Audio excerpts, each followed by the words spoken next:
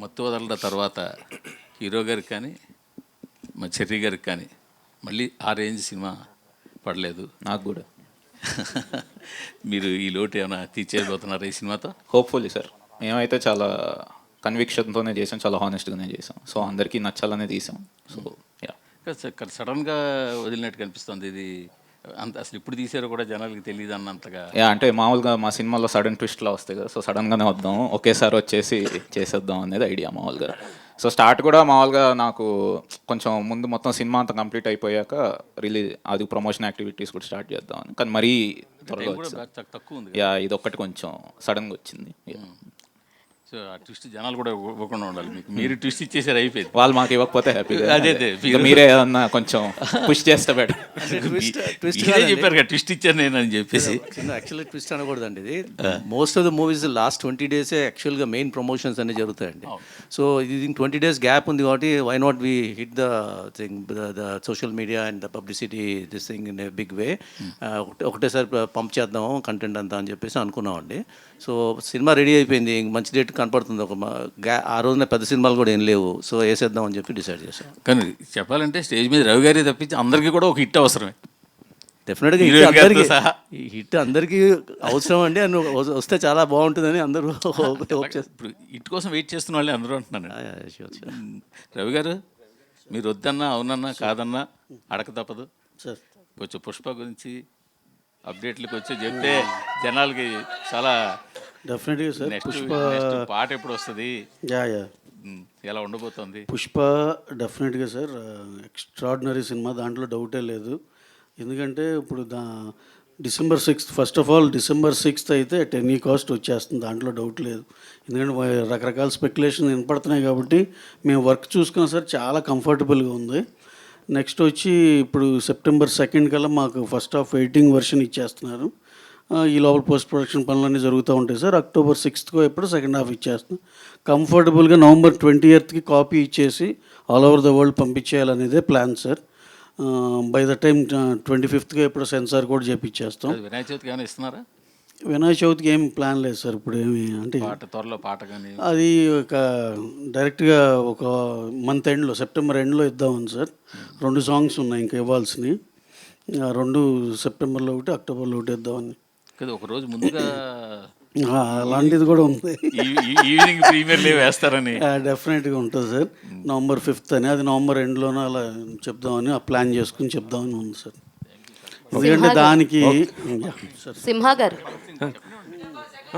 Sir ఏదండి September 2nd ఎలా ఉస్తాద్ భగత్ సింగ్ మొన్న హీరో గారిని కలిసాము, అంతా అన్నీ చక్కగా హ్యాపీగా జరిగింది.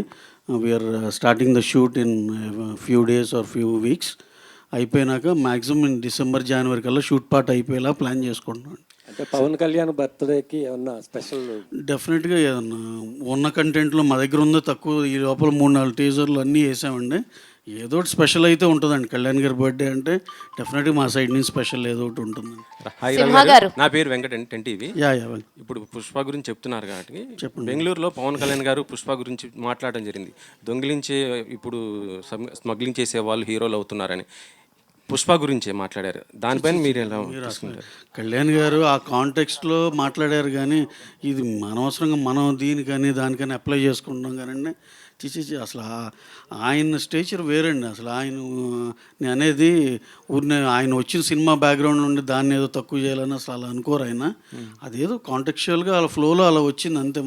మనం దానికి మనం ఏం చేస్తాం, దానికి అంటించుకుని ఇది ఆయన ఇలా అన్నారేమో అనుకుంటున్నాం, కానీ అసలు అలా ఇదే కాదండి. ఇప్పుడు జనసేన వాళ్ళు కొద్దిగా టార్గెట్ పెట్టారు కదా మొన్న. కాంప్లికేటెడ్ అంటే ఇప్పుడు ఈ ప్రాబ్లమ్ సాల్వ్ చేసుకోవాల్సిన అవసరం ఉంది కదా సార్. బొలిశెట్టి ఆయన మాట్లాడటం, ఇంకొక ఆయన కూడా మాట్లాడటం, గన్నవరం అతను జనసేన. ఇవన్నీ సార్ ఇవన్నీ సినిమా వచ్చే మనల దాకే ఉంటాయండి. సినిమా చూసినాక మళ్ళీ అందరం ఒకటేగా అన్నట్టే ఉంటుంది. అసలు ఇలాంటివన్నీ చూడలేదండి గతంలో. ఎంతోమందికి ఎన్నో రకాలుగా సినిమా బాగుంటే అన్నీ బాగానే ఉంటాయండి. ఇది ఏదో జస్ట్ టైం బీయింగ్ ఏదో అక్కడ డిఫరెన్స్ ఇక్కడ డిఫరెన్స్ అని చెప్పుకోవటమే, కానీ అలాంటివి ఏం లేదు సార్. ఫ్యామిలీ అంతా ఒకటే. Okay sir. డైరెక్టర్ గారు సార్ సినిమాలో మీరు ఫస్ట్ పార్ట్లో స్టార్టింగ్ చిరంజీవి గారు, ఇంటర్వెల్ ఖైదీ చిరంజీవి గారు, క్లైమాక్స్ కూడా చిరంజీవి గారితో చూపించారు. మరి ఇందులో కూడా మళ్ళీ పవన్ కళ్యాణ్ గారిని రామ్ చరణ్ ఎవరైనా చూపిస్తున్నారా? చిరంజీవి గారితో స్టార్ట్. చిరంజీవి గారితో మళ్ళీ ఎందుకని? సెంటిమెంటా ఏంటి? హిట్ అని నాకు ఇష్టం సార్. సింహ గారు, hi my self Hemamali here. So me career చూసుకుంటే యమదొంగలో చైల్డ్ ఆర్టిస్ట్ కింద స్టార్ట్ అయ్యారు. ఆ తర్వాత మత్తు వదలరా తోటి సైమాలో బెస్ట్ డెబ్యూటెంట్ అవార్డు తీసుకున్నారు. అండ్ ఇప్పుడు మళ్ళీ మత్తు వదలరా సీక్వెల్తో వస్తున్నారు. హౌ ఎక్సైటింగ్ యు ఆర్, ఎలా అనిపించింది ఇది సీక్వెల్ ప్లాన్ చేద్దాం అనగానే? What is your first? నేను ఎగురికి ఎంతేసానండి చెప్పిన వెంటనే. నాకు ఫస్ట్ పార్ట్కి ఎంతైతే ఎక్సైట్మెంట్ ఉందో దానికి నాకు ఇంకా ఎక్కువ ఉంది.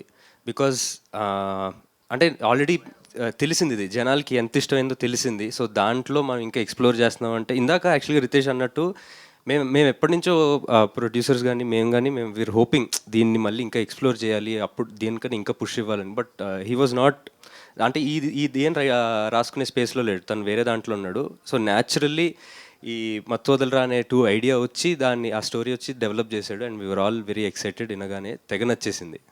సూపర్. ఫరియా గారు, సో లైక్ ఇందులో మీరే అన్నారు ఇందాక చెప్తున్నప్పుడు వై యూ చూస్ మీ అని చెప్పేసి అడిగాను అని అన్నారు.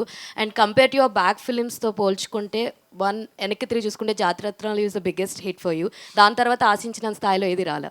వాట్ యూ థింక్ అబౌట్ మత్తు వదలరా 2 ఎలా ఉంటుంది అనుకుంటున్నారు మీ కెరియర్లో? అండ్ ఇందులో నాట్ ఓన్లీ యాక్టింగ్, మీరు ర్యాప్ పాడానన్నారు, డ్యాన్స్ కొరియోగ్రాఫ్ చేసన్నారు. ఇవి మీరు మీ రియల్ లైఫ్లో చాలా ఇంట్రెస్టెడ్గా చేస్తున్నటువంటి పార్ట్స్. సో ఇవి ఆన్ స్క్రీన్ పెట్టడం ఎలా అనిపించింది? ఒక బేబీని ప్రపంచంలో తీసుకొచ్చాను అలా ఫీలింగ్ వచ్చింది. అండ్ నిజంగానే డైరెక్షన్లో ఒక పవర్ ఉంది. అంటే it is very different from acting or dancing or being on screen. When you're creating something ఒక వేరే లెవెల్లో ఆ ఫీలింగ్ వచ్చేస్తుంది. So I think I experience just small bit of that and I'm very grateful about it.